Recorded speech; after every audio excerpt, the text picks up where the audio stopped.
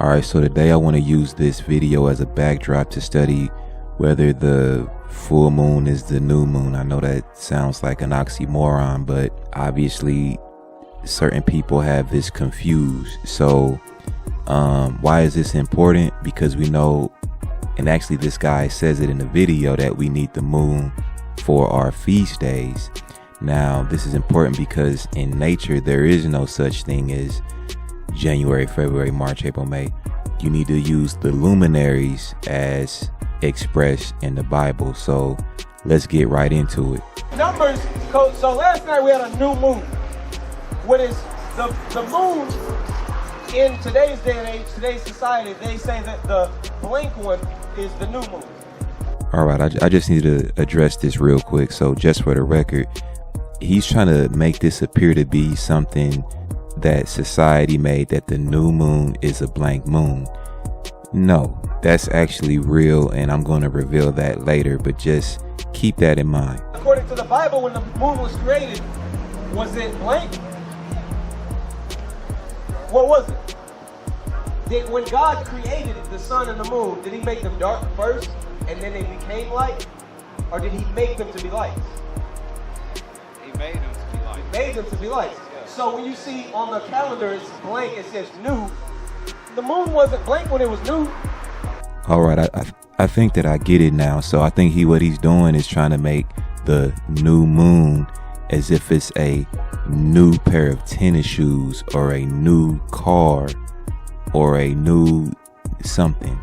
Well, that's not the concept of what the new moon is, as if it's something that's brand new or manufactured. Okay, the new moon, well, let's read it now. Whether you like it or not, the only reference that we have for how the luminaries, I should say, function is in the book of Enoch. Now I know it's a book that certain camps love to hate, but they love to hate it without any valid reason.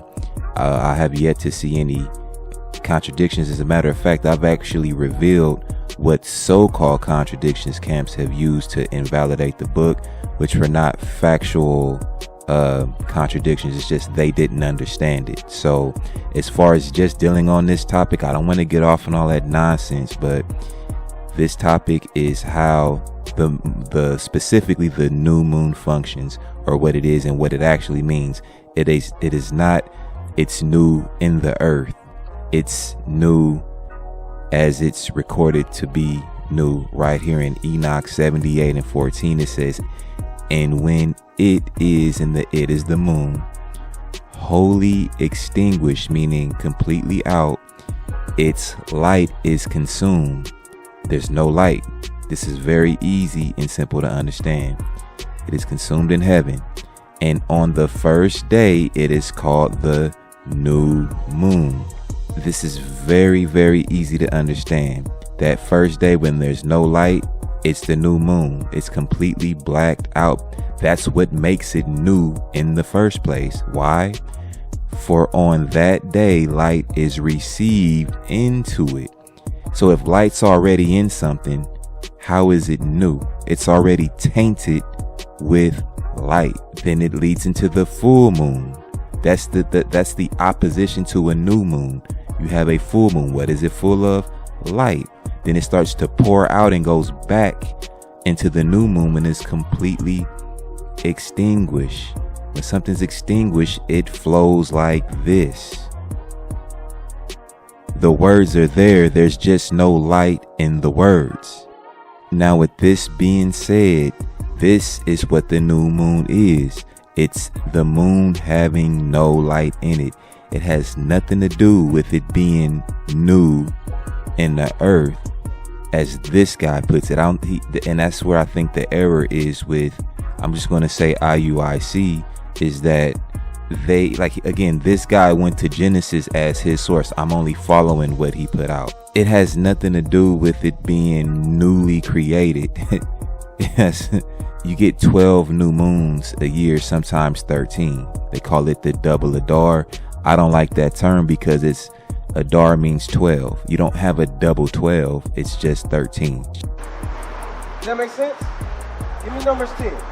Read that. This is the book of Numbers, chapter 10 and verse 1.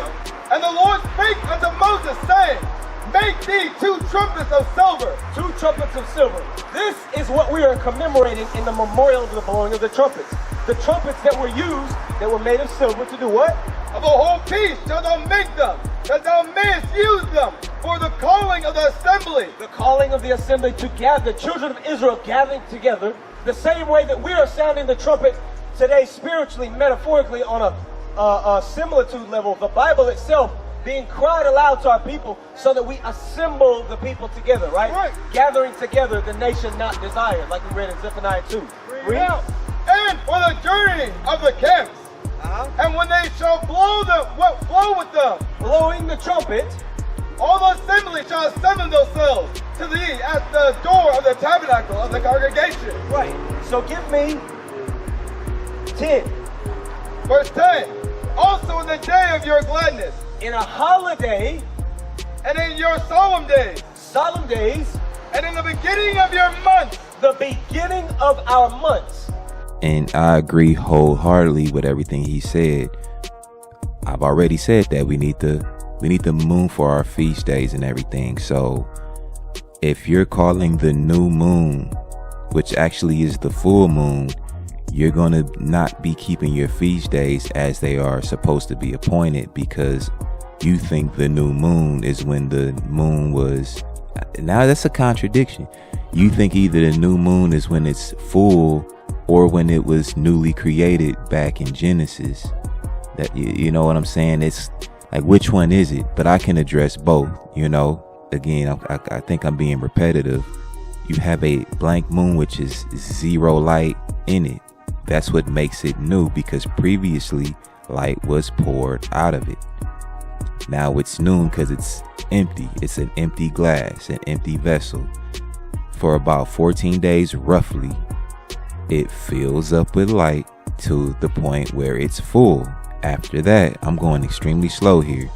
It has no more full to get because it's already full, so it then begins to pour light out of it. It goes out to the point where it's empty again. Oh, we have a new moon. It's new because it's just like when you go to Walmart and you buy cups or something.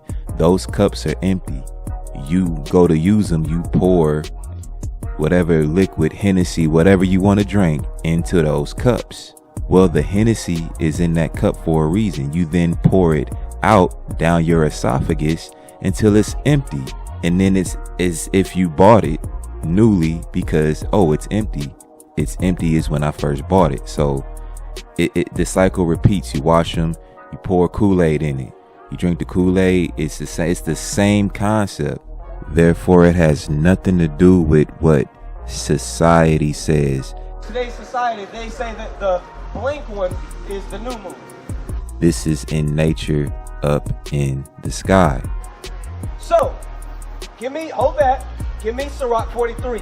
When does the biblical month begin? How do we notate months according to the Bible? According to our people's original heritage. Right. Is it the Gregorian calendar month? Not quite. No. Read that. This is the book of Sirach, chapter 43 and verse 6. Read it out. He made the moon also to... He made the moon.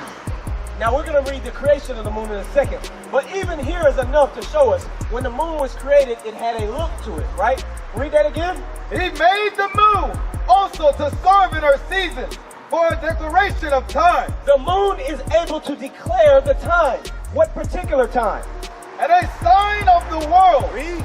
For the moon is the sign of... Go to verse 8 first. The month is called after her name. The month is begun. The biblical month, Hebrew month, is begun upon the new moon's completion.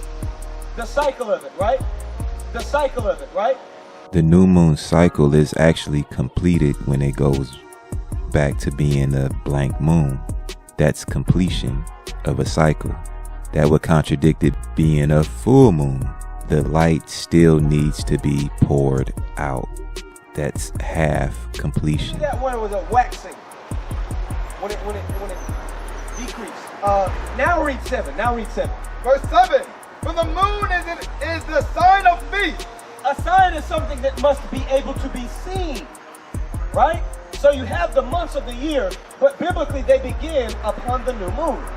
Then the next new moon is the second month. Right. Then the third new moon is the next month. Right. The memorial of the blowing of the trumpets is the seventh new moon of the year. Starting from the first new moon in spring, then you would have Passover. These are how you keep God's commandments, His holidays. We have to be able to teach our children how to keep these things, right?